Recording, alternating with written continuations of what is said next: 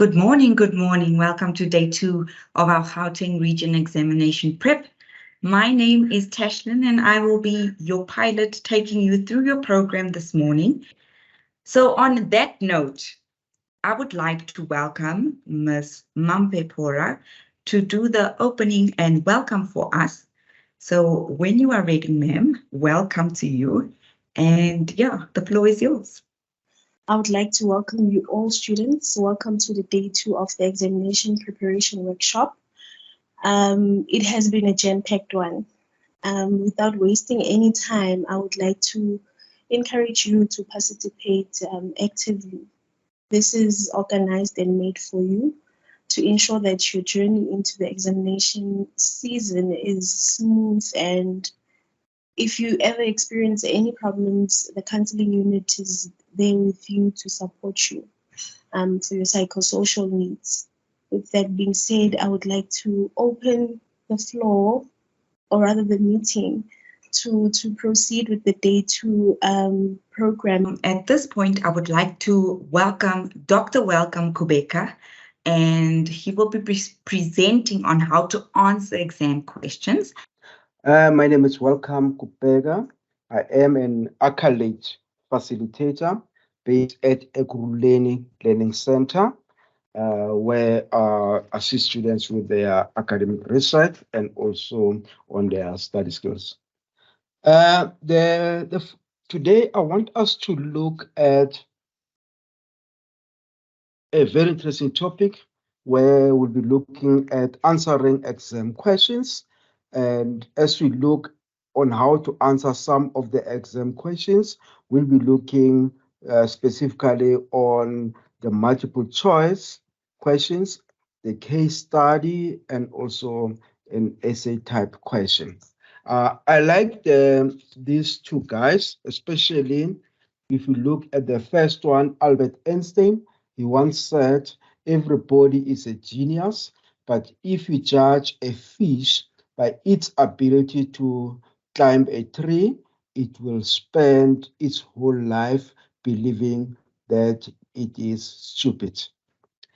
And Winston Churchill said, success is not final, failure is not fatal, it is the courage to continue that counts.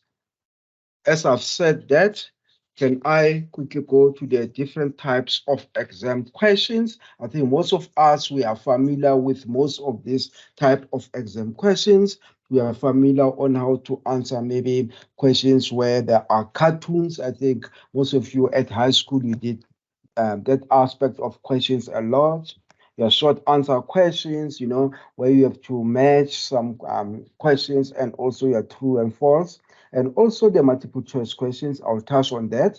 And also a scenario or a case study. And the last one, which I'll touch on, is the essay type question. So I'll touch on the first 3 types of questions. Can you move to the next slide, please? How do you normally answer your multiple choice questions? Well, there are various ways of answering it. We always say to our students, there's no way you can leave that type of questions not being answered, because you can apply whatever method or technique which you want to apply around that question. Basically, the first one, which I always like to say my students they need to follow, encourage them always to close the options, because sometimes when you look at the statement and also the option, automatically you are telling yourself that option D is the correct one. So if you hide the option, then you are able to think behind the option of a statement. Then from there, you are able to indicate which one is the correct one. The second one, which you also like our student to use, it's to eliminate. You eliminate answers that are illogical or do not make sense. Basically, what you do, you go through each option. You read the statement first, then you go through each option. For example, option A, if there's a phrase or concept which makes the statement to be incorrect, then you always choose that type of an option. So you go to option B, you start also to eliminate until you get the correct option. The last one, definitely, colleagues, we say it's a multiple choice question. You cannot leave it unanswered. Why don't you take a guess? But you must make sure that you are careful around it. So you try all the two options. If they don't work for you, automatically you go to the last option. But what's important is that when you answer answers that include absolutes such as always, never, all, and none makes the statement to be false. So always, when you look some of these concepts, they will make whatever statement which you were supposed to answer on to be false. But you must make a note of negative questions. Those are questions that include phrases such which of these are not. So if you look at that one, so when you analyze it, you must be able to understand the type of a statement. And for example, the other one which says all of these except. So you must be careful about some of these phrases when you are trying to answer the multiple choice questions, all right? You also have the most common one which says which one of the following is correct or which one of the following is incorrect. So you must be able to look at the questions and analyze all the phrases so that you'll be able to choose the correct options for in case of the multiple choice question. I would like us to go to the next one. I think the next part, I want us to quickly look at a case study. I'm not sure if the way I've prepared it is going to work, but let's hope it works. Basically, what's a case study or a scenario? In a case study or a scenario, our authors, they define it as follows. They say it's an in-depth study of one person or group or event. Another author states that a case study is also an in-depth detailed examination of a particular case. In other words, we are looking at a certain case within a real world context. That's why we give you case studies so that you are able to take the theory you have and you put in a real situation. And in order to understand that, you understand it via a case study. Let's quickly look at on how to tackle a case study. Well, there are various ways on how to tackle a case study, all right? We suggest a lot. But basically, if you look at the case study, which I do have there, it's a simple one and straightforward. When you look on your right-hand side, I think maybe some of you guys is on the left-hand side, there's an interesting case study there. It says, Mr. Nkomo developed office space at Kroonstad at the request of Ms. Tifo, who is a municipal manager. Mr. Bunala makes agreement to pay 15,000 per month. Mr. Nkomo accepts the proposal of Mr. Bunala. Is this an agreement or a contract? Justify your answer. And that carries almost 10 marks. If you look at that type of a case study or a scenario from a distance, you may think it's quite simple and it's not so difficult. But look at the marks allocation, for example. I can even extend the marks allocation to 20 marks. But how do you normally start to answer such a case study or a scenario? There are various ways of doing it. In the first instance, what you need to do, you need to read the case study several times. What do you mean by several times? We mean more than once, all right? So it also depends on your time availability. But for the first time, we say to you, we just skim the case study, just go through it, all right? Then for the second time, you start to read it with a bit of understanding. In other words, you now start, maybe in this instance, you highlight or underline important points which are there on the case study. I think all of you now, you are now you are able to understand or be able to highlight all the important points, and sometimes we think that the names or the participants are not important to be underlined, but you also need to underline them, because all these participants in the case study, they have a certain role which they've played. All right, but let's quickly look at some of few important points which are coming out from this case study. I think when you look at those important points, we talk about issues like, for example, an agreement or a contract. All right, and I think that's two of the most important aspects there. So as a student, already you need to be able to understand what is the difference between a contract and an agreement. All right. If you look at this scenario, is there a contract or an agreement? And the next point, what we say to our students, after you have done your analysis and you have identified and highlighted important points, we say to you, you need to quickly start to answer the case study, all right? But I've just used the word jump, but you don't just jump without understanding. So you need to understand the concept first, all right?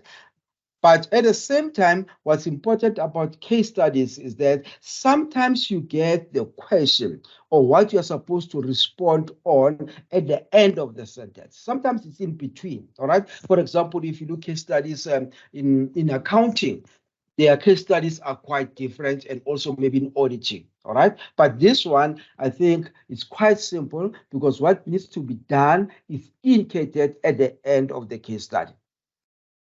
You also need to identify the relevant legal issues. When you look at this case study, there are two prominent legal issues which are coming up there, all right? One, a contract and an agreement. And as a student, as we are preparing and revising for the exam, you need to make sure that you understand these concepts. Otherwise, if you don't understand those two concepts, you are not going to be able to answer the case study. And the other thing about a case study is that we say to you as a student, it is not a comprehension test. It's where you take the theory, then you put it in an application way. So what you need to do, you say to us as a student, if you say in this scenario there is an agreement, you substantiate by taking points from the case study to support your answer. That's why we say it is not a comprehension test. And the other important aspect, you need to deal with one issue at a time. There are many issues which are appearing in this case study, but you must always try not to be all over the place. You must start to understand the difference between these two concepts clearly. All right. Then when you answer, if you say, I don't think that there is an agreement here, and you say based on what aspect, you pull out some of the important points from the case study which supports your argument to say you don't see an agreement because this and that has happened between the participants.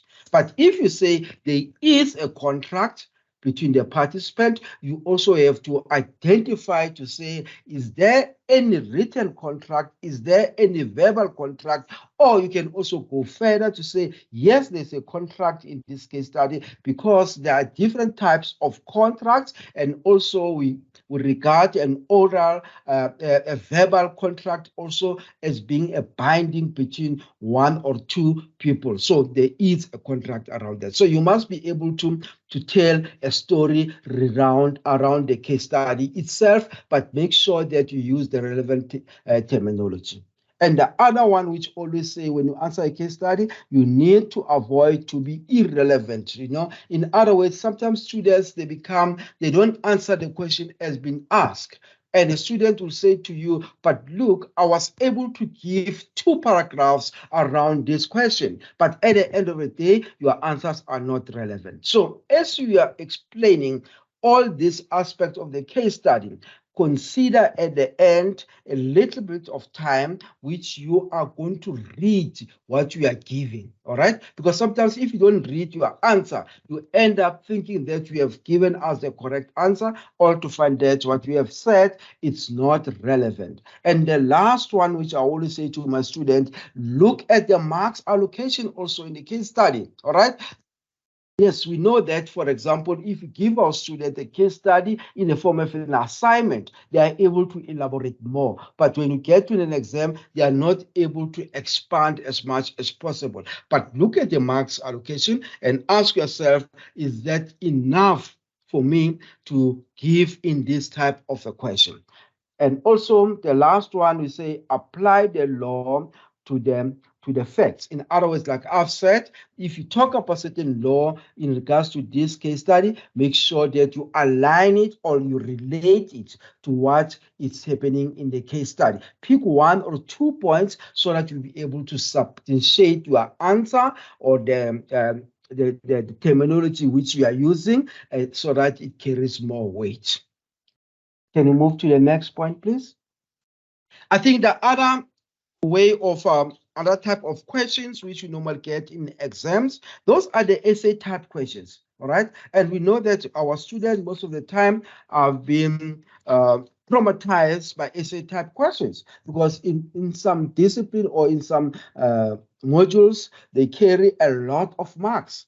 For example, if you are doing history, we're talking about 20 marks or even 50 marks. So how do you plan this type of questions? All right. As you are preparing for your revision, you must also be able to identify possible essay type questions. All right. Sometimes they don't give you those possible essay type questions, but as a student, you need to plan so that if any of them comes in an exam, you are able to answer that type of a question. Where do you start also? We always say to our students, you must read the question at least 2 times or 3 times. All right.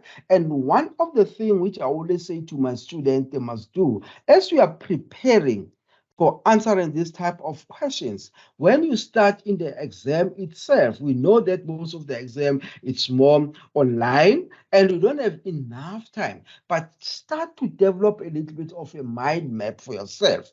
And in that mind map, you identify all the important points which you feel that are related to a certain essay type questions. And as you are developing these points, you'll be able to expand them as you are answering the whole essay type question. But the other important aspect which I mentioned there as bullet number 2, I've said note or highlight the important points of phrases. In other words, in these essay type questions, there will be 1 or 2 important points of phrases. Make sure that you highlight those aspects. And like I've said, you need to develop a mind map and also you identify all the main and also the supporting points. And remember that if you have a mind map, let's say, for example, you are having this type of essay type questions. They say maybe discuss the causes of unemployment in South Africa. There are some few points which you need to talk about there. For example, the causes of unemployment. Then it also have what you call the context. The context you are supposed to look at, you are supposed to look at the South African context, all right? So what are the main points you're supposed to look at? It's more unemployment. So the supporting ideas or sub points which you are supposed to look at, you need to identify all those points which can cause unemployment, for example, lack of skill, lack of education, and so on. So if you identify those points, already you'll be able to elaborate more and give your own understanding. And the other thing which an essay type question, we say to our student, don't answer it starting it from,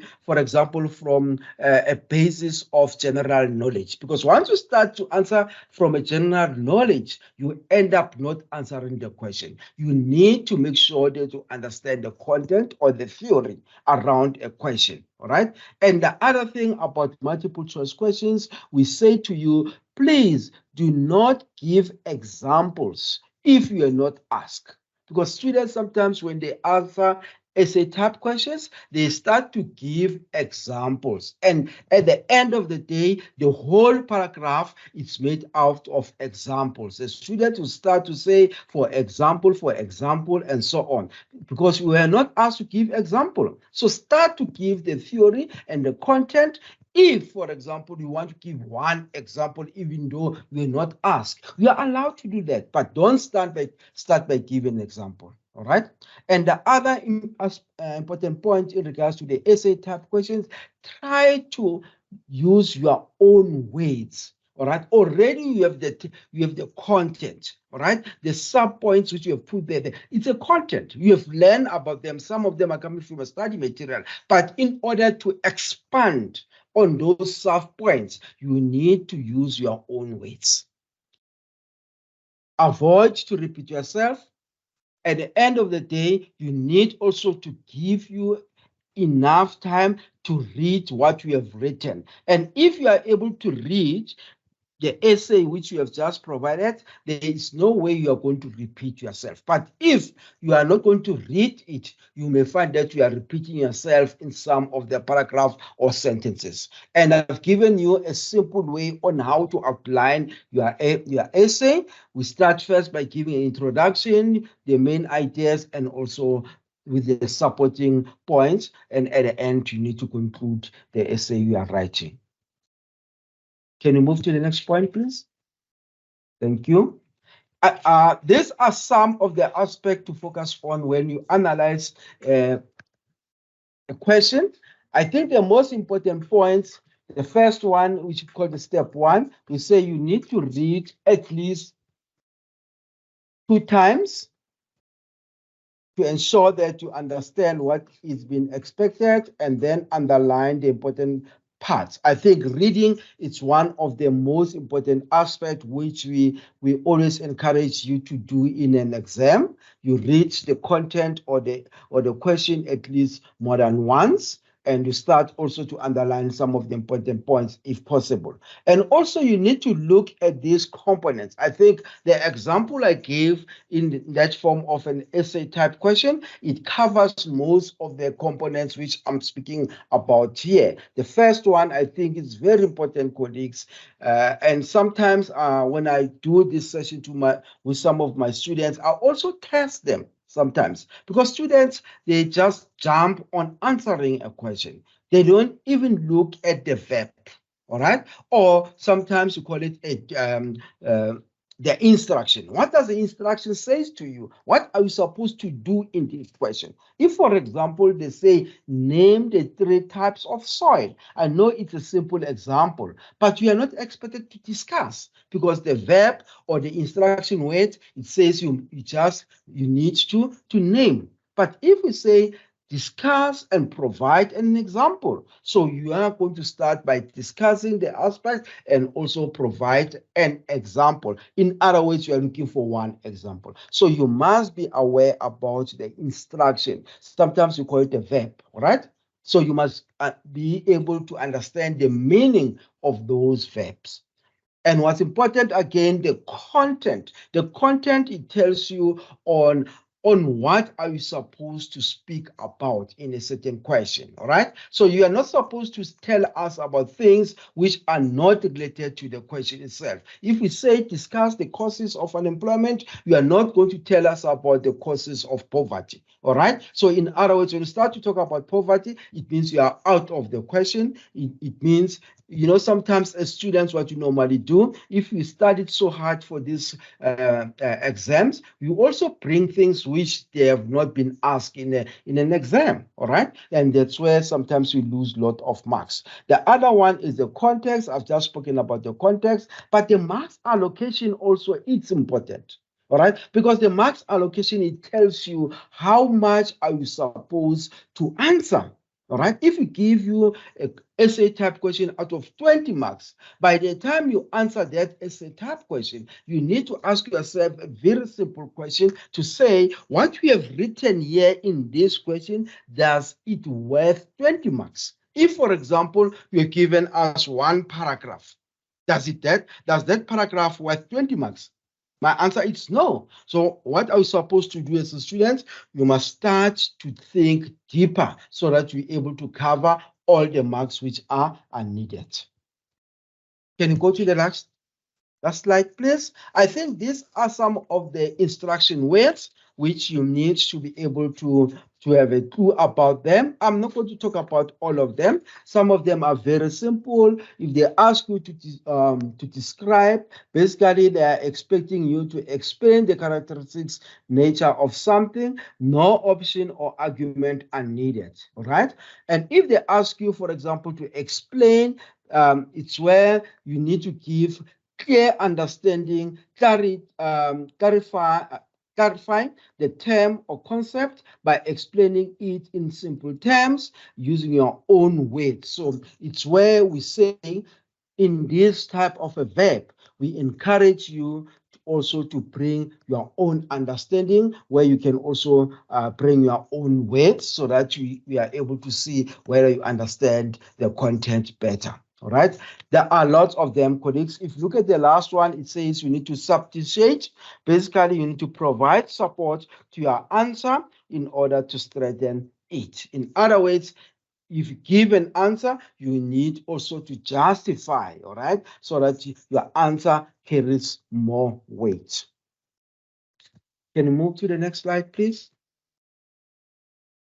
Well, these are some of the exam preparation pointers. I think some of my colleagues, they could have touched on them yesterday, or they're still going to touch on them, but I'm not going to go through each one in detail. But the first one is clear. It says, in preparation for the exam, you need to learn the material with the exam format in mind.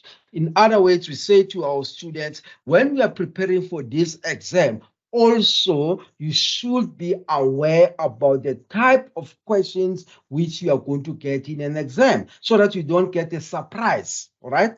So you must be able to be aware to say, maybe in this type of an exam, I'm going to get questions which are based on a cartoon, all right? Or maybe I'm going to get questions which are based on a case study. And if you prepare yourself for that, when you are in an exam itself, you are not going to get any surprise. You need also to find out as much information as possible about the exam, or those are the common aspects, all right? When are you going to write the exam? How long is the exam going to consist of? The different sections of the exam you are writing about. All those things, you need to know them in advance, all right? You need to review the material frequently to maintain a good grasp of the content. In other words, your revision should be a continuous process, not a once-off. Plan your revision session in such a way that it is more engaging. Like I always say to my students, when we are revising content, let's say, for example, you want to study for an hour, you need also to make sure to set a very clear objective in that 1 hour. What actually are you going to do? For example, if it's a chapter, you can say to yourself, the first 45 minutes, I'm going to read my content with understanding. Already your notes are there. So the next part of the engagement in this hour, you are going to take 10 or 15 minutes to start to answer the questions. In other words, to start to test yourself on what you have read. How do you test yourself? There are various ways, all right? The simplest way is to take the content which you have read about and start to answer any question which can come from the content. You can develop your own questions, or some of the questions are there on your study material. You can start to answer those questions without looking at the content itself.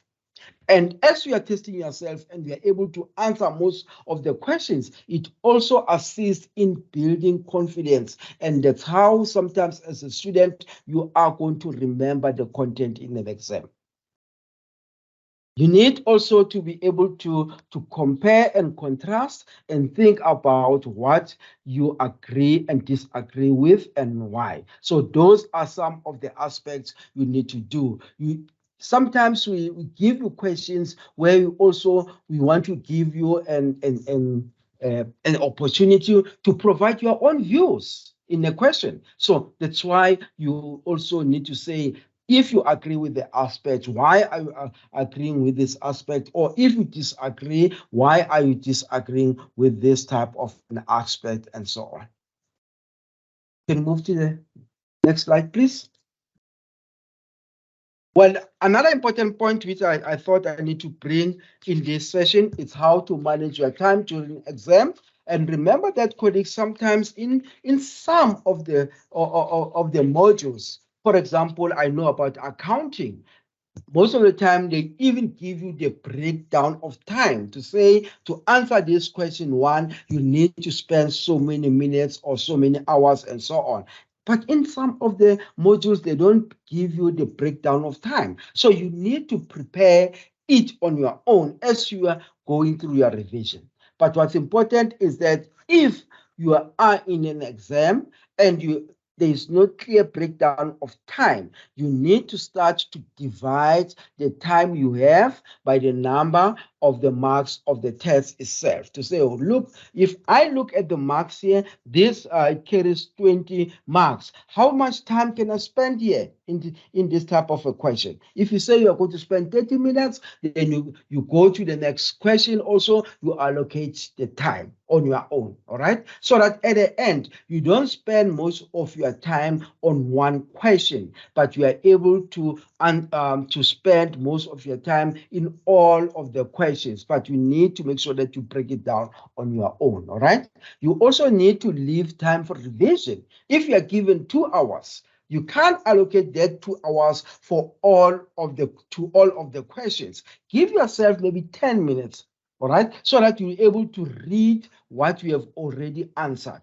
So that at the end of the day, if you feel that you can expand on some of the aspects, you still have enough time to expand on those aspects.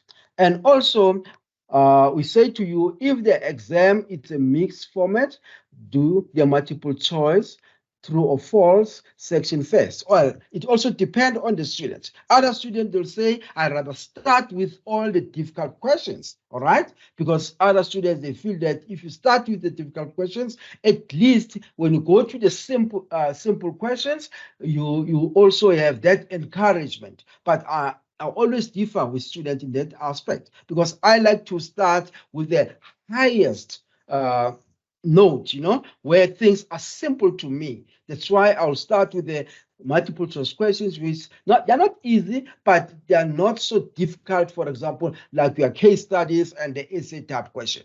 Because if I start to lose encouragement with the first question, if let's say I start with my case studies, then already I'm out in the exam. So I need to build that confidence for myself as a student. All right.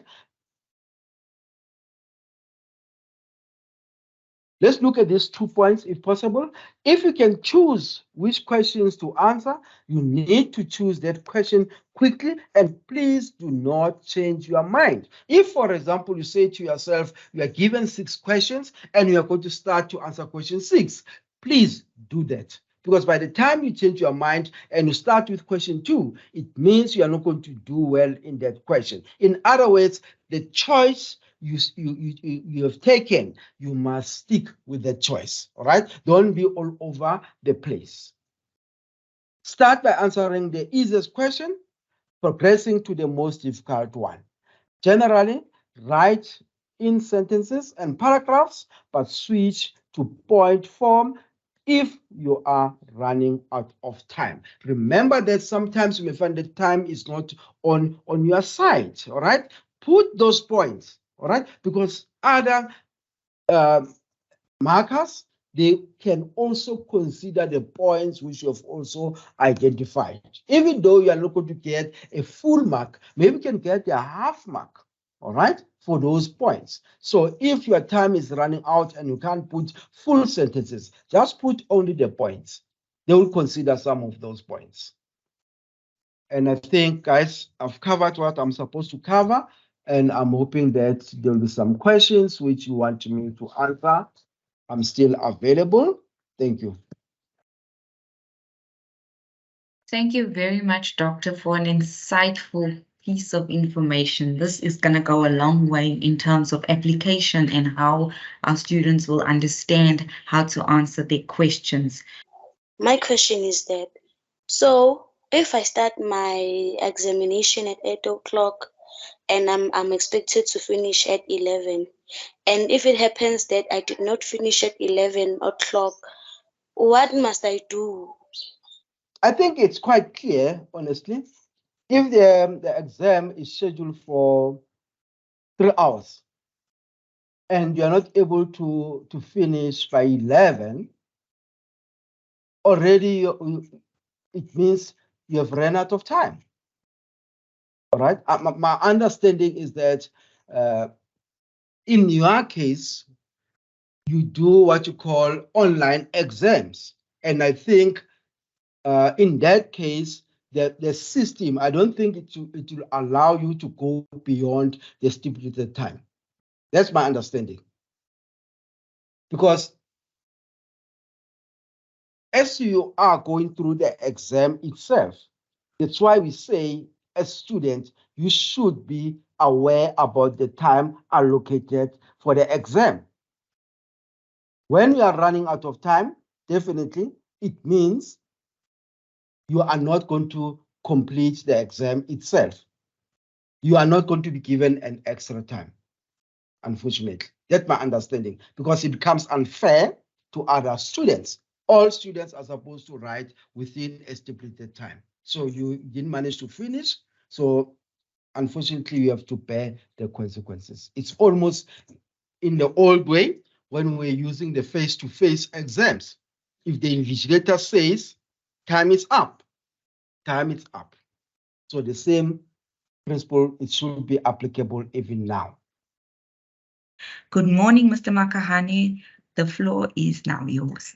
But thank you very much, Doctor, for opening the floor for me. Because what you have presented is similar to what I'm going to do, although now I will strictly move to issue of stress in the exam and so on. Yes, perhaps also to assist the previous student, Nokubonga, or the student, I think. Yeah, I think Doctor has given you the correct answer. Exam is made to test several things, not only the knowledge of the content of the course, it also made to test the speed of which you need to answer questions. Why? In the work environment, there are some decisions you need to take in a flip of a second. So if you don't do that, they are more likely that other people might die in the process. It's like driving. Once you lose one aspect of the car behind you or front, even your car, you are more likely to cause an accident, which doesn't only affect you, it affects also the people who are driving on the side, behind and front. Therefore, make sure that you finish on the given time and even before, because the app, if it's closed, you are more likely not even to send your paper. So your writing of exam will be fruitless, right? I repeat. The exam, the preparation that you have done, the money that you have spent, the sleepless nights that you have spent will be fruitless. Why? Because your script will not be marked because it has been sent later. I hope even the people who are responsible for exam who are here, they will be able to assist in that regard. I'm saying this because we had a lot of students who are coming, hey, my script didn't go through, it's not marked, they said it was late. Because you finish exactly on the right time, and now there's no time for you to upload your paper because there still need to be a paper upload. Therefore, you have got more stress than before because now you don't even know whether you would have passed the exam or not. You are going to repeat it next year and it becomes a challenge. So advice to all my students, all our students, all UNISA students, please make sure you finish at least 15 minutes before the actual time, so that the other 15 minutes you will be struggling with uploading the paper, the network, and so on. So you can still have enough time to call or request somebody to there in ICT to help you to upload your paper. I think this will also reduce the stress on itself, because I'm going to talk about exam stress and anxiety, which is part of the exam preparation that you go through as a student. I'll ask Mampe to just, whoever has got my presentation, please to put it up so that I can continue. My name is still Patwan Makahane, a student counselor and educational psychologist in Unise Kurleni, and therefore I'll be dealing with the exam preparation, mostly the part which talks about exam stress, time management, because those are the aspects. If students can be able to finish that, they prepare themselves internally and external. That is issue of the mind. If they prepare their mind internally and their body by maybe sometimes meditating, if they know how to meditate, whichever way you use to cool down on yourself, that is acceptable. Therefore, external preparation is about putting your things together, your computer, your iris, whatever, which they call it, that owl that is using to check you whether you are alone writing the exam, or somebody's assisting you, or somebody's helping you there in the family and so on. So therefore, you need to be ready for that as well, because you might be ready internally, then you did not even upload or download the what do we call it, or download the iris, then also it's also going to be fruitless, because you have wasted much time trying to do the right thing, but nothing has been done. So I'm trying to say this because I have seen and overheard students struggling to understand what is the way forward now that I've wrote my exam, and then they said I did not write with the app and so on, because even to open the document itself, it needs you to have some app, I think.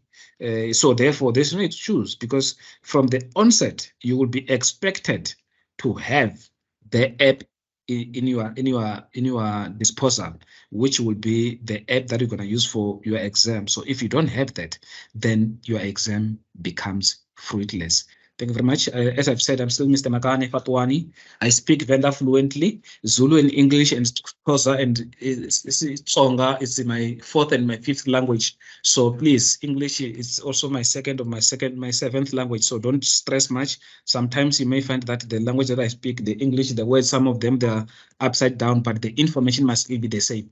Right, here I'm going to be talking, the first slide, as you can see, is about coping with exam stress. So in fact, we know that before and after and during the exam, there is a stress which is going through your body. Some of them, they become a serious, intense stress in such a way that you are so confused, you don't even know what to do at the process. So therefore, there are a lot of things that are happening, thinking a lot, I've wasted my money and so on. Where do I contact? What do I contact? What is happening now? The paper will be somehow, I've prepared all the papers, the question might not be the same and so on. So that will bring more stress and anxiety and worry, and those kind of things can make you becomes having a nervous breakdown. So therefore, stress is part of our life. So we cannot run away from stress. And you cannot say, maybe Fatwan does not have stress. I have my own stress, but I have because I have got some ways to manage stress, it becomes easier for me to deal with stress. But other people don't have resources, internal resources to manage their own stress. That is why they might develop a lot of problem and a breakdown during this time of exam. So therefore, you need to know that we have got a department, which is counseling department, which is responsible to help our students when during, before and after exam, so that they can be able to cool down and understand. And this is very important, because if after you finish your exam, even if you feel like you did not write it well, don't dwell too much on that particular exam, because you still have another upcoming exam that you need to prepare for.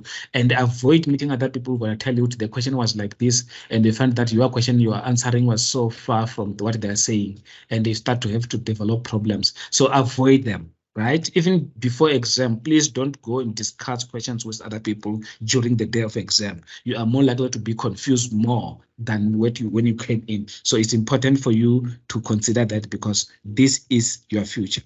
Right, what is anxiety and what is stress? These are the two different concepts, and then I want you to understand them today, so that you mustn't come to counseling and say I'm depressed, whereas there's no one who diagnosed you. Those are the things that need to be diagnosed by a qualified personnel. And the people have got a tendency of going to Google and the other thing, they search their condition that they're going through, and then they find themselves in somewhere and they start to say, I've got an anxiety disorder. The moment you mention the concept disorder, you must know that you must have been diagnosed by a particular qualified personnel, because there's a lot of tests that need to be run, assessment that need to be determined that really Julia is suffering from a postpartum stress because she's coming from delivering a baby and there was no family support, there was no husband support, and so on. So unlike wherein you just decide that I'm feeling down. So giving us those cues and say, I'm feeling down, this is what is happening. Therefore, we can then start to understand whether it's a stress or depression and so on. But when it comes to depression, of course, we need to refer. And so as such, you will sometimes be given an antidepressant, which is a medication that will help you to cool down in depression. And at the same time, you will be forced to see a counselor every now and then so that you can cool down your depression, because depression is a near-death experience. I think I'm well understood here. A depression is a near-death experience. It's danger, right? Anger leads to stress, but danger lead to depression. So those aspects you need to realize as of today if you do not know about them. Anxiety is a state of being anxious about something dangerous which is about to happen, or being excessively concerned about the future. That is anxiety. So you're worried about something that's going to happen because it's going to happen. Say, for instance, they say to you, you're going to be arrested in 2027. It might look very far, but when it's 2026 November, you start to realize that, oh, I bet the date is arrived. So therefore, those are the kind of things which can lead you to stress and so on, and anxiety at the same time. It's very important for you to understand this concept, because you will be able to understand what is going on in your body, how to deal with that. Later, you will see what we mean by that. Stress produces the same feeling as anxiety, but you underline that. But it means it cancels the first part, which means that although the same feeling for stress is related to anxiety, these are related to a specific situation. They are situation based. You might have a stress based for an exam, right? There's no anxiety which is specific for exam. Anxiety is general. That's why we call about generalized anxiety disorder, GAD. Coping with exam stress. Stress among students is a common natural event and it's part of academic life, regardless of the year in the university. So it's when you manage to deal with the anxiety exam stress, you are more likely to even manage the other stresses that you may encounter in the later part of your life, whether it's in your relationship, whether it's in your family issues, and so on, because the exam stress will be there for you for the next 3 years or 4 years or 5 years, depends on how far you go with education. So psychologists found that examination is the most common cause of stress that can be generalized to all students. So we all aware that most stress that we can see in students are basically about exams, you know, because assignment sometimes, even if exam is written at home, but the moment that owl is looking at you and they ask you for some information, you start to be more stressed that maybe perhaps I did not give them what they are asking, and you cannot ask them a question back with me. Did you get what you are looking for? And sometimes maybe they hear some noise, and then you start to worry. No, don't worry about this noise. It's not somebody else. It's me or my cat or whatever. Although they ask you to be alone when you are writing an exam, so we are expecting that to happen. An aspect of stress, there's anxiety, fear, worry, and distress. So all those, they lead to stress. And then when stress becomes excessive, it leads to anxiety, which means that anxiety is when stress has graduated. So when you have passed your degree, I'm just giving a practical example. So stress is when you are doing your degree. When you graduate, that is where in the anxiety becomes when it comes to the issue of stress. So it's a graduation when the stress is more and more and more. Exam anxiety is the experience of feeling an intense moment of fear and panic before and during the exam. That is why we also say or panic, because in panic we've got two things as well. We've got panic attacks and panic disorder. So those things can develop because those, you see now anxiety has got a lot of cousins. This for panic attack, this for anxiety attack as a result of anxiety, but not stress. Anxiety causes you to perform worse than your ability when compared to less pressured situation. So when you are anxious, you are more likely to perform worse. But when you are stressed, there's a stress which are positive, which can make you do the work, because you are fearing to fail. So that is why there's a distinction between anxiety and stress. So therefore, when you are stressed, there are stress which can lead you to anxiety. That's when you perform less. And there are positive stress, which can let you make sure that you cannot sleep before you finish the work. That is what we're talking about when we talk about the positive stress. We call it EU stress, and distress, stress. Yeah. The fear of exam is very common among students. It's imminent before exam. So we know that. So a lot of things happens, and then you start to develop even headaches, which doesn't exist, which doesn't have a source in your body. So we know that this might be due to stress. In most cases, exam stress is caused by the fear of failing an exam. So the moment you think about failing and the money that you have spent, the time that you have spent, the sleeplessness that you have spent, you start to have those problems, and then you can develop stress. Fear can be caused by lack of preparation and planning. So therefore, I think Doctor has mentioned the way in which you must tackle the questions. And it's very important because if you plan incorrectly, you are more likely to bring up the incorrect information. So therefore, there are people who are a source of wrong information or wrong people who or wrong planning. So therefore, if you don't know how to plan, or if you fail to plan, you are planning to fail. Those are the things that you need to remember. So if you are unable to do such, so therefore counseling department is your first stop, whereby they will teach you about how to plan, how to prepare, short-term goals, long-term goals, time management, personal management, and so on. Those are the kind of things that you need to know because they're important. You cannot do without. Fear can also cause you to underperform on the day of exam. The moment you start to fear out me, if they ask me different questions, even the question that when they ask you, you are more likely to miss them and not see them. And I have seen people who are stressed in such a way that they ask, where is my phone? But the person is talking about with a phone in their ear. So because of stress, sometimes people even go out of the house and dress outside the house because of stress. So stress can do you no good. So therefore, always look after yourself. Always look after your mental health. You see, self-care is very important in this regards. Exam generally causes a strong feeling of worry. Exam can evoke worries, response that interfere with effective performance. That's so true.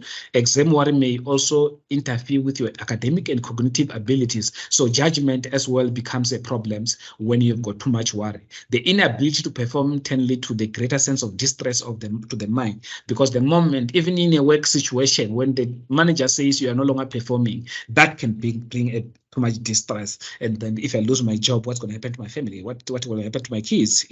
Then I won't be able to pay their school fees. What's going to happen to my bond? What's going to happen to my car? You see, all those things becomes distress in such a way that it can lead you to anxiety disorder, generalized. Distress can result to a high blood pressure, headache, stomach disturbances, and other physical problems. There is no research which indicates that high blood pressure is caused by you eating too much salt. When the doctor says you mustn't eat too much salt, it's because you have already developed high blood pressure, and salt become a catalyst for you to increase the likelihood that high blood pressure can kill you.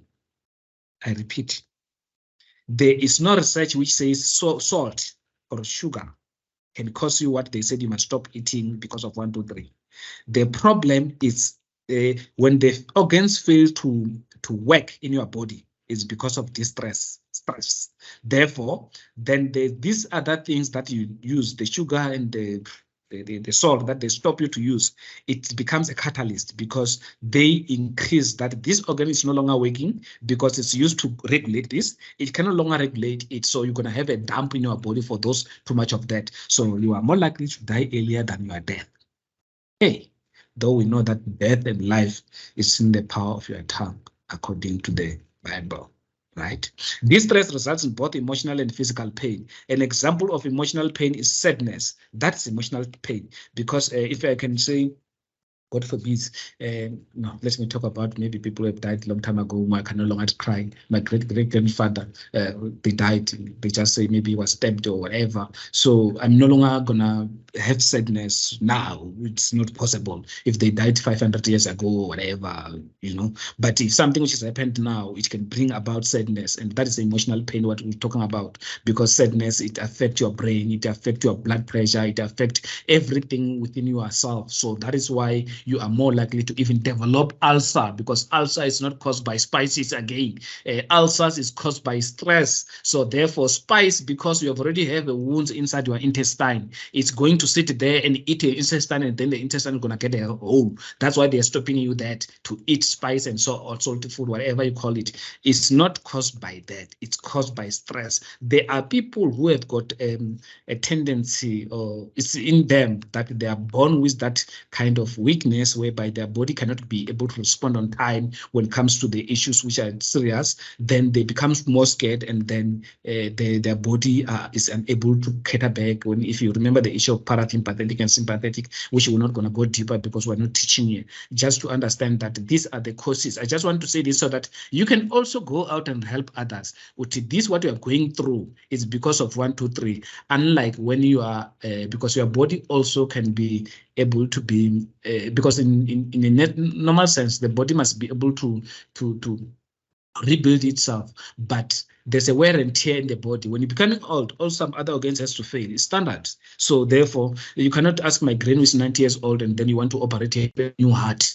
Therefore, her heart will be pumping faster blood and the veins are already broken. So she's more likely to die quicker than the normal way of dying, because they are no longer compactable. So therefore, those are the kind of things that I'm trying to say to you here so that you understand.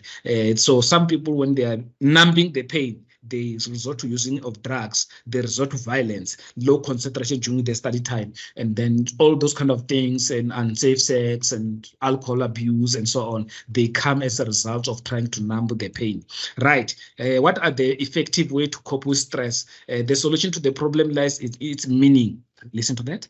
The solution to a problem lies in its meaning, perception, and definition. If you are unable to define the problem, so therefore, you are more likely not to be able to solve it because you don't know how to define it.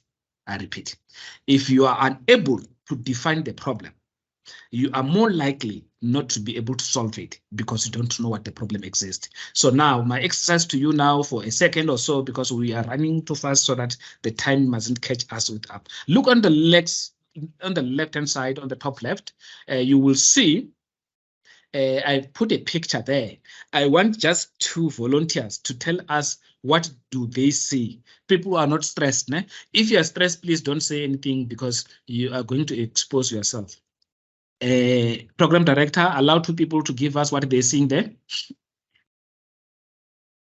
Certainly, we'll look at 2 hands. 2 hands. No, not the right-hand side. The left-hand side, top left. Or in my side, I don't know. Yeah, it should be top left. What I see 2 people, 2 faces looking at each other. Yeah, that's what I see. How hell are you stressed or not depressed? Are you stressed? Not really. Partly. It's fine. Yes, you only 2 faces, ne? There are 2 faces, of course. The white one, eh? Yes. But there's something black there. Yeah, the jar. I also see that. So why didn't you mention it? Why didn't you mention it? My attention just got to the faces. That is the problem. In the exam, if they ask you and you give them 1/2 of the answer, what do you expect them to give you 30 marks? Okay. I did that purposefully so that I can link it to exam. So in exam, when they give you a question, give them more than what they ask for. With example. Oh, okay. There is no limit, so long as you still have time. So you gave them the correct answer, but have the answer. Okay. You ask for a paper back, remarking, the remark, they give you 1 more mark. And they tell you, okay, there was a verse there. Oh, yes, I did not see it. Why? Because you were stressed. You were anxious, okay. not anxiety. You were anxious as well. So therefore, every time when you read the question, I think the doctor has even given you an example. Read what the question is asking you. And they mentioned the issue of reading the question more than once. Or I'm changing the doctor's information now. He said twice, ne? I mean, I said more than once. But it's the same question. It's the same thing. Doctor, don't be hard on me. Physical fitness to be able to thank you very much, Kaukel. Physical fitness to be able to perceive and handle problems effectively. Speak to someone, right? Teshlin is there. Speak to a friend. Psychologist is there. Patwani, you can speak to him. There's Tipe in Pretoria. There's Dr. P in Pretoria. There's plenty of people at UNISA who are psychologists who are responsible for that. And we also have staff who work with us like Teshlin, but they can help you and or talk to us whichever way you want. There's no excuse about that. Then we also have the issue of time management. So a person who cannot manage time, they fail to manage themselves. You need to also know the kind of person that you are. Either you're a morning person, midday person, or afternoon person. So you need to work with your time zone, because failure to do so, it will affect you the way you need to react to the situation at your disposal. So once you have that, you have got everything at your disposal, you can be able to solve many things. Long-term planning and long-term objectives, short-term planning and daily planning. So short-term planning helps you to achieve the long-term planning. So you cannot plan to have a degree in 1 year. That is not possible. That is a long-term planning, because it needs you to have 3 years or 4 years, depend whether it's a junior degree or a professional degree. By professional degree, we're talking about law, because it has got even included this honors on it and social work. So by junior degree, we talk about psychology and the others. Teaching is also professional, partly professional, partly junior, because you still have to do honors after you have done that. So that is why it's important for you to have a short-term goal. A short-term planning is about doing the assignments, and doing the assignment is short-term because it's done for a month and so on, which lead you to long-term goal. That is what we're talking about. Like I've said, gain an overview of an academic activities, assignment due date, group discussion, examination preparation, writing exam, and the place where you're going to write exam, undisturbed issues. Then you write the time that you're going to write exam, whether you are grouped according to what. Then you must know your group as well, so that this exam that I'm going to write is a group exam. So I'm grouped in this level. So therefore, you need to know what happened in that regards. Right, ensuring that you meet all the commitment on time. Get a year planner, you mark the dates off, and you put it in the fridge if the fridge is the frequently visited place, or if in the wall, in the bathroom at home, if it's the frequently visited place, so that it can keep you as a reminder every time. Short-term planning, things like breakfast, family relaxation, meeting friends, having dinner, having lunch with a boyfriend or husband, whatever you can call it, whichever way. So those are short-term planning, but you must avoid things which are time wasters, because they do not benefit you. They just waste your time. Right. So therefore, something to do weekly or daily, wake up your time you have at your disposal, drive a schedule which you can use basis for weekly and daily planning. Those are very important, because time available, we are given time equally, 247, 365, but how we use time, it's how we budget our time. So you need to prioritize, because if you don't put a priority, then you will have an issue of procrastination, which is the thief of time again. Procrastination means you will always say, I will do this the following week. The following week comes, you are busy with something else, I'll do it the other week, and so on. You will end up not even doing it, because you have got too much things that you are doing. So that is why we say procrastination is the thief of time. Ifofu laskati, yeah, irodo laskati, procrastination. Mr. Magahani? Yes. I would just like to remind you that you have 2 minutes. Keep to-do list, have an action plan. Time management during exam, last minute studying, emergency studying is very dangerous. Don't do that. Accept the fact that you cannot study everything. Identify key concepts or topics in your own words. Write an explanation, definition, answer, etc. Compare your response with the course information, lectures, response, and you can also contact the lecturers and ask them if you are answering on the right side. This should be the last thing that I'm showing you before The other things, so long as doctor has already touched a lot of things, but in my part, I think some of the emotional part I've touched. So let me do this last exercise before you allow them to ask questions. The other stuff we will see if it's necessary, but you can also share with them my presentation. I'm free to do that because it's for them, by the way, and I don't fear anything or they will use it somewhere because I love that when they use it somewhere, it means that something is working. Not Kamkelo now again. We need somebody else now. 2 people. What they're seeing on the screen, and then So quickly. For me, I can see a dark space with a very long peak. Is that correct? That's correct. And what else? I see a duck. You see a duck only. With a very long beak, a very long mouth. It's fine. That's one of the answers. It's part of the answer. Someone else to try? We've got Modiegi. You can unmute your mic. Modiegi. Hi, everyone. Hello. Hi, Modiegi. Hi. I see a duck and a rabbit. That's my girl. Even the previous one was my girl, it's fine. This is the issue that I wanted us to talk about because I wanted somebody. Okay, there's a third one. Or the third one is no longer existing. Okay, it's fine. Let's start with the first person. What's her name again? Pindile. Pindile. You are correct. On the left-hand side is a duck, né? On the right-hand side is the rabbit, right? So now, Pindile, you are partly a left-brained learner because the duck is facing the left-hand side. Do you hear that? So we can assume that the last person, what's the last person? The last person was Modiegi. Modiegi, we can assume that she's a whole brain learner because she saw the left-hand side and also the right-hand side. So therefore, this is the principle. For Pindile, she needs to exercise her brain frequently, and Modiegi must also continue to exercise her brain. Why? You need to look at the problem from both sides, left and right. Okay, so that can be done by reading a lot of things. Even the book of useless information can assist you. You read every book. There is a book called the Book of Useless Information. So you can also consider that and read because it's not necessary for you to know only things which are important. Even things which are not important, they might be important one day. So Pindile, so you are a left-handed brain learner, so you must exercise that your brain so that you can become a whole brain learner. And you're not alone, Pindile.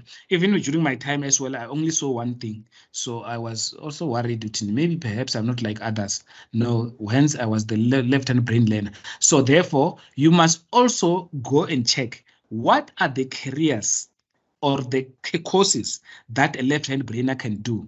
The whole brain learner's challenge is that they can do everything, but they are more likely not to finish anything because they know too much. Modiegi. That's the challenge. So therefore, you will go to do this course and stop. I said, I am bored of this course. I want to do the other one. But this one, they're very focused because they will focus. If it's a mathematics or teaching, they'll focus on that and go and go and go and go. So Modiegi, they will have a problem because they know this one, they know maths, they know social science. So when they are stuck in between, they just said, let me drop this course and do another one. Thank you very much. But there was still a lot of things, but whatever is remaining, she will send you the presentation. If you've got questions, you can ask us later. But thank you very much for listening, and we appreciate you, and I love you too much, very much, guys. And thank you for coming in. My name is Promise Ndlovu, and I will just temporarily be taking over the rest of the workshop. So without wasting any more time, I would like to introduce and welcome our next speaker, whose name is Mr. Nivesh Ramduth. Hopefully I'm pronouncing that correctly, who is going to talk about scanner apps and technical support. Mr. Ramduth, the floor is yours. Good morning, Program Director. Thank you, and good morning to the students, and welcome. My name is Nivesh Ramduth, and I'm a digital learner advisor at Ekurhuleni, the Davidton campus. And I was asked to actually give you some direction in terms of scanner apps, which you can use when you are going to be doing your online exams. Okay, thank you. Now, students, what I'm going to do is I'm just going to discuss this document that you see in front of your screens. This document has been uploaded to all students on their exam timetable. So if you go to your My Admin tab and you look at your exam timetable for October, November, you'll see this document has been uploaded as the exam guideline. And in this document, you will see the steps as to how to download a scanner app for your mobile or your cell phone. Now, the scanner app is normally going to be used if you're going to be doing or you choose to do a written exams as opposed to you typing out your exams. Now, students, at this point, I would like to encourage all students to type out their exams, because the scanner apps are very technical, and if you do not have the proper devices, sometimes it's going to give you a bit of a nightmare. But just to give you an idea, those of you who are using Apple devices, you'll need to go to the App Store and download the scanner app that's called Scanner app, as you can see on your screen. So remember, we have two types of devices. We have Apple devices and we have Android devices, and not all scanner apps work on both these devices. So if you are using an Apple device, the scanner app that you need to look for is called Scanner app, which you will find at the App Store. And then you'll need to download the app onto your mobile device and make sure that the app actually installs properly. Okay. Now, in order to use this app, that's why I have mentioned that this document is already attached to your timetable. And if you download this document, it will take you through the steps as to how to actually go through the app and how to actually attach and scan your documents. And you can see it's very, very technical, and it needs a very close kind of reading. But if you have an Android device, then you are going to go to to Play Store, which is Google Play Store, and then you're going to download the app called Scanner app or Scan app to PDF. This is the app that is now going to be compatible to a device if it's an Android device. Okay, so these scanner programs or application programs will only be used if you are going to be doing a written exams. Okay, and therefore I encourage students that if you have a device like a laptop, it is preferred that you type out your exams. Okay, and then submit your exams in a PDF format, which I'll show you how to do in a short while. Okay, now when you are naming your files, there are some guidelines that you are actually given when you are naming your files in order for you to upload it for marking. Right? Make sure your answer file must contain all the pages that you want to submit. You cannot just submit the first page that you scan. Okay, do not submit your scan pages one by one, because each time you scan and submit, it replaces your first submission. So you must make sure that you scan all your documents at one go. You cannot scan them separately, otherwise you'll end up only scanning the first or the last page. Okay, and when you are submitting your exams, please do not put a password protection in your file. The first page should be clearly state your name, your student number, and the module code. And that's the rule, students. If you are submitting your exam answer sheets, the best way to name your file is always use your name, your student number, and module code. And it will also help you track your files as you are saving it on your device. And when you are ready to submit, you are going to be submitting the right or the correct file. Okay, and then number all your pages in your answer file. And if you're writing out your exams, then you need to use a black pen, not a pencil, okay? And the file format that you need to submit is a PDF file, okay? So your file needs to be converted to a PDF, which I'll show you how to do now. And then add your student number and module code to your file name. This will assist you to select the correct document when you're uploading and when you're ready for submitting your final answer document. Okay, so students, these are some of the guidelines when you are naming your files, the file format that you need to submit on, and remember, if you are using the scanner, you need to scan all the pages at once and then submit the document in its entirety. Okay. Now, if you are writing, if you are typing out your exams, then I would always encourage students to use, if I can just go to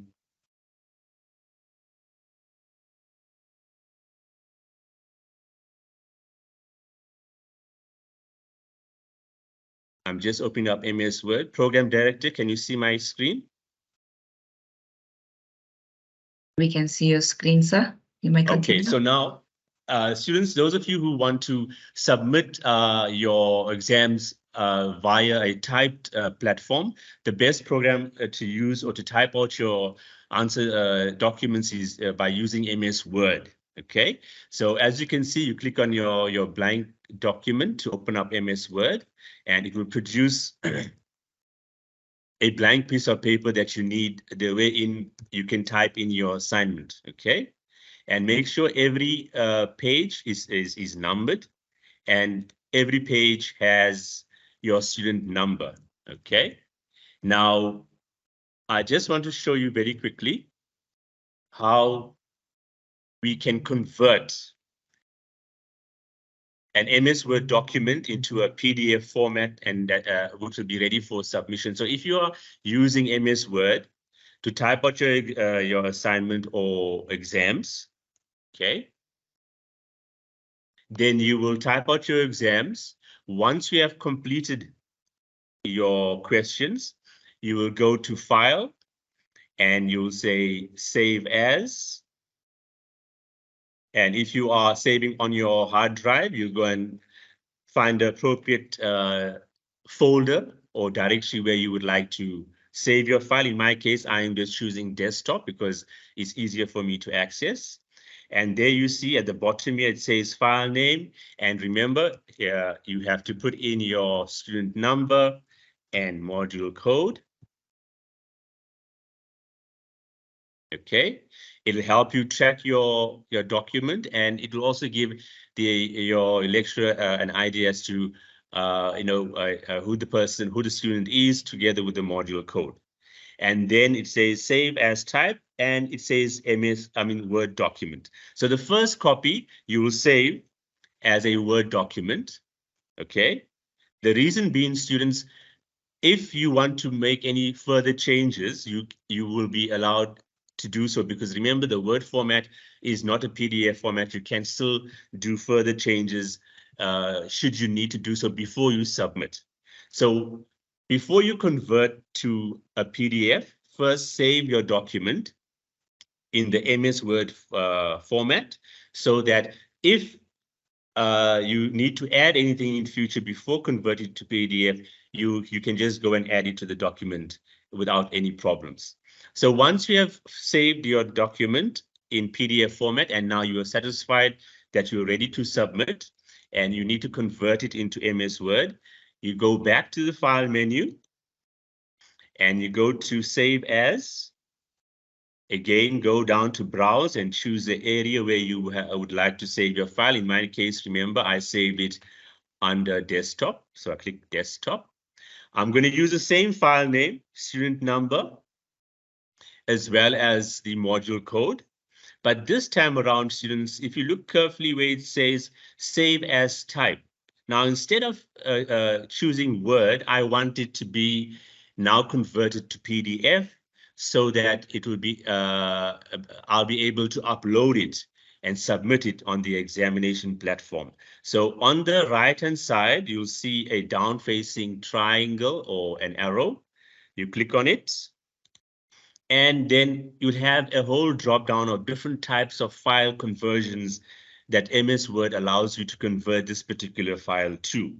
But now we are going to look for PDF. If you go down the list, and there you have it, PDF. So you want to save this file, and the type you want to save it is PDF. So you click on PDF, and there you go. Can you see it jumps in there? Now I'm saving this file under the same file name. The only thing I'm changing is the type of file. And then you click Save. And then your file is now converted into a PDF. Okay. Now, if you look at my desktop, you'll see it is normally rare. Did I lose it somewhere?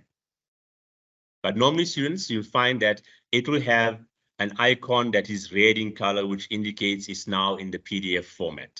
Okay, so that's how we actually convert files from MS Word to PDF and ready for submission. Do we have any questions thus far? I just wanted to find out what is the difference between because I saw on the Invigilator app, there's an option to scan, and the scanner that we've just downloaded right now. Are we supposed to download both on both scanners, or does it only apply for exams that do not include the Invigilator app? Thank you. Okay, just to clarify, a lot of students are, they are a bit, confused between the scanning of the Invigilator app and the scanning of the actual exams. Now, I hope I can be very, very clear. The Invigilator app, students, it's an app to monitor you during the course of the exams. It is not a platform. It is not a platform to submit your final exam submission. You only scan using your Invigilator app to monitor your progress during the entire duration of the examination. In other words, they are monitoring your so-called movement. But by you scanning certain things during that time period is not taken as an exam submission, but it is taken as a monitoring tool to see what they have. When they were monitoring you, you carried out all the steps correctly. That's on the monitoring side. Please understand that the Invigilator app, those scans are going to give them a timeline to say, okay, you started from this point, you did scan this and that, and as the time went, you did all the steps, and in terms of that monitoring aspect, it was done correctly. But the scan that you're doing using your scanner app, or by converting your file and submitting it in PDF using the My Exam platform, that is the final submission area of your exams. That's where your exams will be marked. That's the copy that they're going to mark, not your Invigilator app. Please understand there's a difference. One is for monitoring purposes, but the main platform to submit your exams is on the My Exams platform. I hope I'm clear. I wanted to ask that, can you show us how you mentioned something when typing a document in MS document, that we have to have every word on each paper, on each page for the document. How can we do that? Every what? Every? Can you hear me properly? Sorry, just repeat yourself. You broke up there for a little while. Oh, sorry. No, I heard you mention something about when typing a document on MS Word, that we have to have our names on every paper, on every page.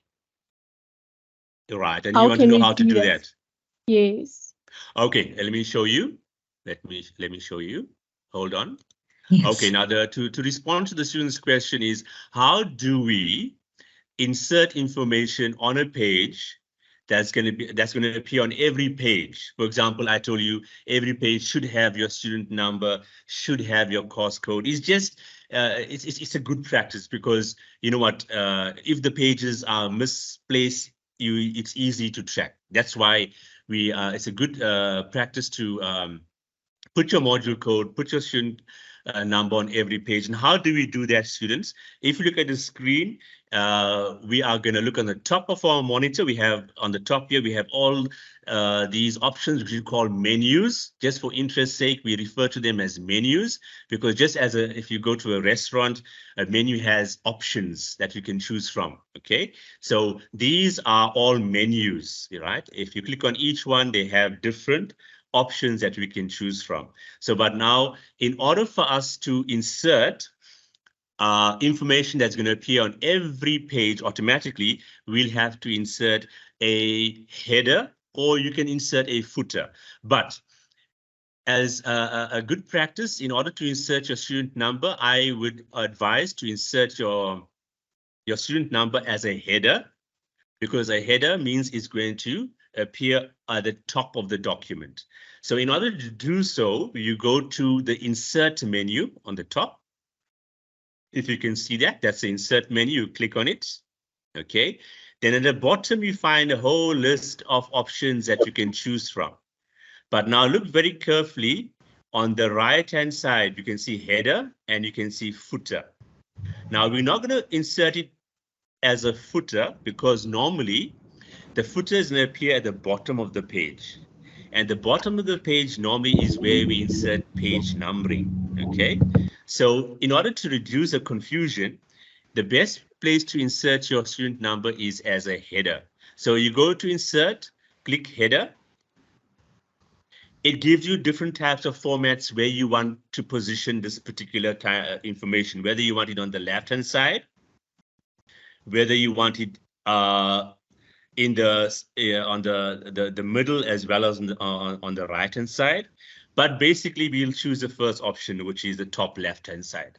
Okay, then a screen will open up like this. It says type here, so you just backspace that and put in your student number, whatever your student number is. Okay, and then you on top to the right hand side, and you can see it says close, header and footer. Then you click on this big red X. We close that down, and there you see our student number on the top. But now, if I go down very slowly, this is page 1. If I go to the second page, see what happens. Can you see the number appears there automatically? If I go to page 3, it does that automatically. So this is how you would submit,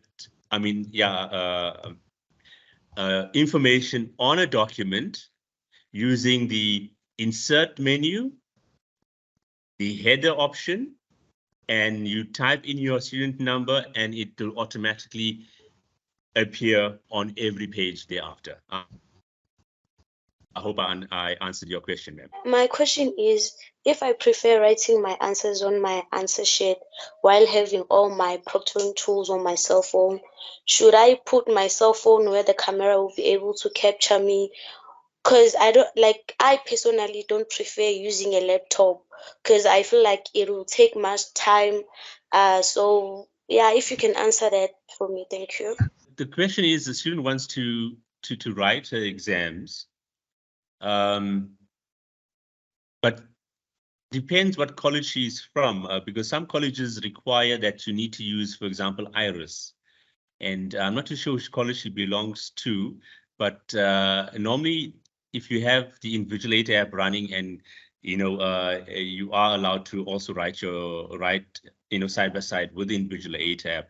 But if it's if the exam requires the Iris tool to be running, then you need the exams need to be done on a laptop with a webcam. That's my understanding. Okay, my question is, as they've stated, that it's regarding the communication you receive through. I think it's through email. They said the preferably those who are doing MNG 3702, they must type their assignment. They must type their exams. So I don't know, because typing sometimes can be time consuming. So I don't know if maybe that communication, is it really finalized that we need to type our exams? Because some of us, when it comes to typing, we are very slow. So we prefer writing, because when we type, the time run out of out of exam, then they disqualify us for those exams. So I just want to ask if that communication is it final, because it makes us very uncomfortable because we are not good in typing, some of us. Thank you. Unfortunately, it doesn't. I'm not in a position to give a final answer with regard to that, because if I heard the student question properly, it says communication came from a particular college. I think so. Maybe management, if I can recognize the code. If a formal communication came through the college to the students regarding the preferred mode of receiving their answer script, unfortunately, I cannot say that it is the final communication, because I don't belong to that college as such. But what I can say is that if they are requesting students to type the assignments, but they're not ruling out that you cannot write, because remember, we are allowing students to scan your written document. So if you prefer to write and you've got the scanning app and you can upload, then I would advise go ahead and do so. My question is regarding the submission tab. Last time when I was writing a module, it's an IT module, I faced the following challenge. When you're allocated those last 30 minutes where you're supposed to submit. So when I was uploading my answer script, the link just closed on me, and then I had to contact my primary lecturers. Unfortunately, I didn't get much of a response up until that 30 minutes elapsed. So how am I supposed to handle that if I'm to face the same challenge again? So what I can advise for students across the board when it comes to writing online exams, yes, there are some technical problems that happens because of load shedding and poor internet signal. Okay, as I was saying, with online exam students, the reality is that we are going to experience lots of technical issues, as I said, due to load shedding and poor internet connectivity, because sometimes even the signal affects the cell phone towers, and you find that the signal actually takes a long time to get through. But my advice to all students across the board, when you're doing your exams online, this is what I even do as well. Make sure if there is an issue that has popped up, whether you've got 30 minutes left or 45 minutes left, please take screenshots of all the errors that you are experiencing, or a screen dump, or grab your screen, and make sure that you would then paste it onto a Word document as evidence. So when you if you're unable to get immediate help, as the student has indicated, you have got these screenshots and timelines as to what was happening during the last 30 minutes of you trying to submit. If an error came out, grab it, paste it onto a Word document and label it evidence, and then you can email it to your primary lecturer, and to show him that, look, this is exactly what happened, and you tried your best, but it was matters beyond your control. That's what I would advise you to do, ma'am, because there's no correct answer that I can give you right now, because lots of students will say that they have experienced certain issues, but if the lecturer does not have evidence showing these errors occurring, it makes his or her choice difficult, to actually believe that this is actually what happened. So what I'm trying to say, students across the board, if you are experiencing any problems during the course of your exam time, if you can do screen grabs of those errors and paste it onto a Word document as evidence and submit it as your evidence that this is what actually happened, then you will definitely get an opportunity either for a rewrite or or the lecturer will definitely consider your situation. That's the best advice I can give. Thanks. Sharon Tabele, the floor is now yours. Good morning, everyone. Thank you so much, Tash. Thank you so much, program directors. It has been a very, very informative session.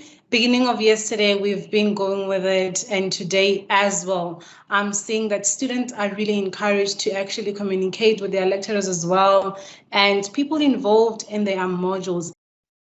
Thank you so much, and have a wonderful day.